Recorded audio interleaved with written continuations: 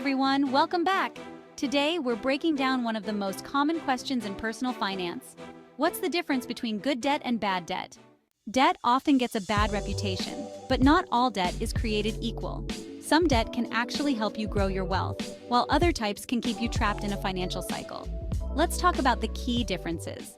Let's start with good debt. Good debt is a concept that can significantly impact your financial well-being in a positive way.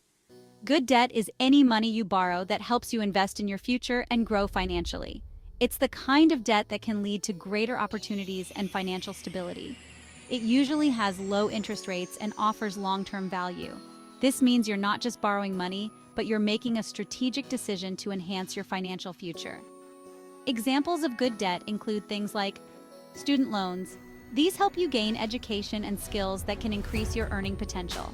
Investing in education can open doors to better job opportunities and higher salaries. Mortgages. Homeownership is a solid long-term investment, especially if property values increase. Owning a home can also provide stability and a sense of accomplishment. Business loans. Borrowing money to start or expand a business can help you generate more income. A successful business can provide financial independence and growth. As long as the debt is manageable and supports your financial goals, it can be considered good debt. It's important to plan carefully and ensure that the debt you take on will truly benefit your financial future. Now, let's talk about bad debt. Bad debt is a term that refers to any debt that is used to purchase items or services that do not hold their value over time or do not contribute to your financial well-being. Bad debt is any debt used to buy things that lose value quickly or don't contribute to your financial growth. This includes things like electronics, clothes, or dining out, which depreciate in value almost immediately after purchase. This kind of debt often comes with high interest rates and can quickly spiral out of control.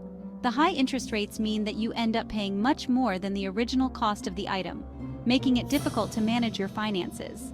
Examples of bad debt include credit card debt. Especially when used for unnecessary purchases, it comes with high interest rates that make it hard to pay off. Many people fall into the trap of only making minimum payments, which prolongs the debt and increases the total amount paid. Payday loans. These short-term loans often have sky-high fees and interest, trapping borrowers in a debt cycle. The quick access to cash can be tempting, but the long-term consequences can be financially devastating. Car loans. Unless it's essential, borrowing for a car might not be a good investment since cars lose value over time. The moment you drive a new car off the lot, it starts to depreciate, making it a poor financial decision if not absolutely necessary. The key thing with bad debt is that it doesn't help you build wealth. It actually does the opposite. It drains your resources and limits your ability to invest in things that could improve your financial situation. Instead, it can drain your finances.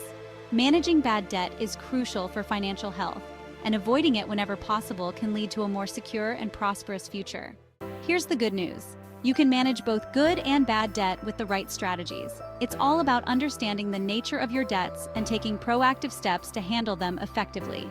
Focus on paying off bad debt as quickly as possible, starting with high-interest loans like credit cards. These types of debts can quickly spiral out of control if not managed properly. And for good debt, make sure you don't borrow more than you can handle. Good debt, like mortgages or student loans, can be beneficial if managed wisely. Aim to keep your total debt-to-income ratio below 36%, meaning your monthly debt payments should be less than 36% of your income. This ensures you have enough financial flexibility to cover other essential expenses and save for the future. So remember, not all debt is bad. Good debt can help you build wealth, while bad debt can hold you back. The key is understanding the difference and managing it wisely. If you found this video helpful, don't forget to like, share, and subscribe for more personal finance tips. And tell me in the comments, what's one thing you've learned about managing debt?